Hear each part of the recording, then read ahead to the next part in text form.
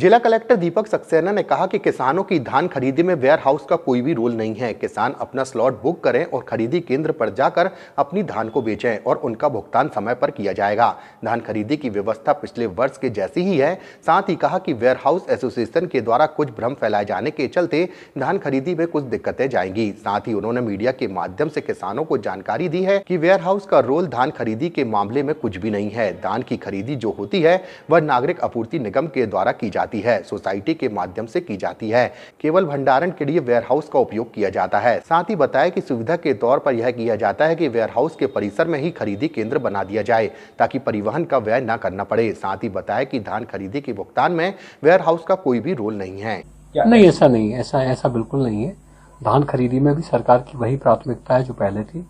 मैं लगातार कई बार इसको क्लियर कर चुका हूं कि सरकार जो है किसानों को ये सर्वोच्च प्राथमिकता है हमारी, और हम धान खरीदी के लिए पूरी तरीके से प्रतिबद्ध हैं। हमारे यहाँ धान खरीदी की व्यवस्थाएं उसी तरह की हैं जैसे कि पिछले साल थी। पिछले 2-3 दिनों से मैं लगातार इस बात के आंकड़े भी आपको दे रहा हूं कि पिछले साल की तुलना में इस साल कितनी धान खरीदी हुई है। लगभग सामान्य, कहीं कोई खास अंतर उसमें नहीं है। इस बार केवल ये हुआ है कि जो वेयर हाउस एसोसिएशन है उसने कुछ भ्रम फैलाने की कोशिश की है कि उनकी तकलीफ की वजह से धान खरीदी में दिक्कत जाएगी। मैं आपके माध्यम से सभी किसानों को ये अवगत कराना चाहता हूं कि वेयर हाउस का रोल धान खरीदी में कुछ भी नहीं है, कुछ भी नहीं है। धान की जो खरीदी होती है वो नागरिक आपूर्ति निगम के द्वारा की जाती है, सोसाइटी के माध्यम से की जाती है।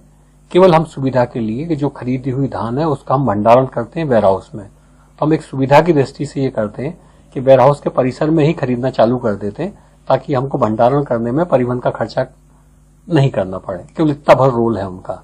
तो धान तो खरीदी जा रही है, धान को खरीदने में, धान के आधार पर, खरीदी के आधार पर किसानों को भुगतान होने में वेयर हाउस का कोई रोल नहीं।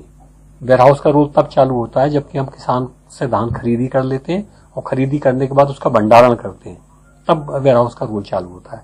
तब तक वेयर हाउस का कोई रोल नहीं है। इसीलिए मैं लगातार इस बात को कह रहा हूं कि वेयर हाउस एसोसिएशन की जो मांगे हैं, वो जो भी प्रदर्शन कर रहे हैं, जिस भी तरह की अपनी बातें रख रहे हैं, उससे किसानों को भ्रमित होने की आवश्यकता नहीं। किसान यदि बेचना चाहते हैं, स्लॉट बुकिंग करें, उपार्जन केंद्र पे पहुंचे, वहां पे उनकी खरीदी जो है सोसाइटी करेगी, नागरिक आपूर्ति निगम उसके आधार पर उनको पेमेंट करेगा। भंडारण का काम बाद में होगा, उससे किसानों का कोई सरोकार नहीं है। वो हमारा सिरदर्द है कि हमको कैसे भंडारण करना। लगभग कितने केंद्र बनाए हैं? अभी हमने 86 केंद्र बनाए हैं। लास्ट ईयर हमारे 121 केंद्र थे। लास्ट ईयर हमारी करीब 5.5 लाख मीट्रिक टन की खरीदी हुई थी। इस साल जो रकबा है, जो रजिस्टर्ड हुआ है, उसके आधार पर लगभग 3.5 लाख मीट्रिक टन की खरीदी का अनुमान है। उसके हिसाब से हमारे 86 केंद्र पर्याप्त है। लेकिन इसके बावजूद पाटन में और मझोली में कुछ ऐसा एरिया है जहां पर कि हमको वेयर हाउस नहीं मिल पाए हैं और कुछ सोसाइटी हमको पात्र नहीं मिल पाए हैं। तो करीब 10-12 केंद्र हम और वहां खोलने की कोशिश कर रहे हैं। उसके लिए हमने CLF के प्रस्ताव राज्य शासन को भेजे और सोसाइटी को तीसरा केंद्र खोलने की जो अनुमति है उसके प्रस्ताव भी भेजे। वो विदिन ए वीक कुछ 5-10 केंद्र जो मझोली क्षेत्र में और पाटन क्षेत्र में बच गए हैं वो भी चालू हो जाएंगे। किसानों को सर दूरी का भी एक असुविधा हो रही है किसानों, यही बात मैं आपको कह रहा हूँ। पाटन में और मझोली में कुछ केंद्र ऐसे हैं जहां पर कि 12, 15, 20 किलोमीटर तक किसानों को चलना पड़ रहा है। उसको हम उस दूरी को कम करने का कोशिश कर रहे हैं।